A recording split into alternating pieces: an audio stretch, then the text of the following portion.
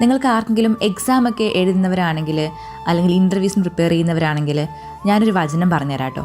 അത് പറഞ്ഞ് പ്രാർത്ഥിക്കാൻ നോക്കണേ. അതായത് ഏഷ്യ 45 അധ്യായം 2-3 തിരുവചനങ്ങൾ.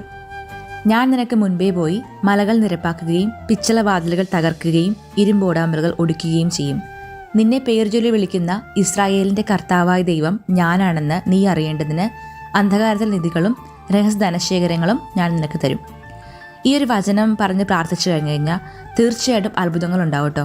ഇതിന് ബെസ്റ്റ് എക്സാമ്പിൾ എന്ന് വെച്ചിട്ടുണ്ടെങ്കിൽ നമ്മുടെ ഇൻസ്റ്റഗ്രാം പേജിൽ കഴിഞ്ഞ ദിവസം ഞാൻ പണ്ട് റിപ്ലൈ കൊടുത്തൊരു കുട്ടിയുടെ മെസ്സേജ് കാണാനിടയായി. എനിക്ക് സിക്ക് ഇഷ്യൂസ് കാരണം എനിക്ക് റിപ്ലൈസ് നോക്കാനൊന്നും പറ്റിയിട്ടുണ്ടായിരുന്നില്ല. പക്ഷേ ആൾ മെഡിക്കൽ കോളേജിൽ അഡ്മിഷൻ വാങ്ങിയിട്ടുണ്ടായിരുന്നു.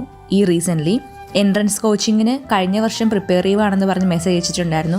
അപ്പോൾ എന്നോട് വചനം ചോദിച്ചിട്ടുണ്ടായിരുന്നു കേട്ടോ. അപ്പോൾ ഞാൻ ഈ വചനം പറഞ്ഞു കൊടുത്തത്. അപ്പോൾ ഈ വചനം ഞാനാണെങ്കിൽ പറഞ്ഞത് 33 ദിവസം 33 തവണ ചൊല്ലി പ്രാർത്ഥിക്കാനാണ്.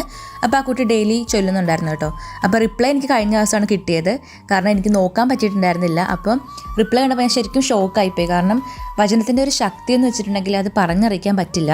അപ്പോൾ ഇത് നിങ്ങളോട് ഷെയർ ചെയ്യണമെന്ന് തോന്നി. അപ്പോൾ പറ്റുന്നുള്ളവർ ഇതൊന്ന് എഴുതി വെച്ചിട്ട് ഡെയിലി ഒന്ന് പ്രാർത്ഥിക്കുക കേട്ടോ.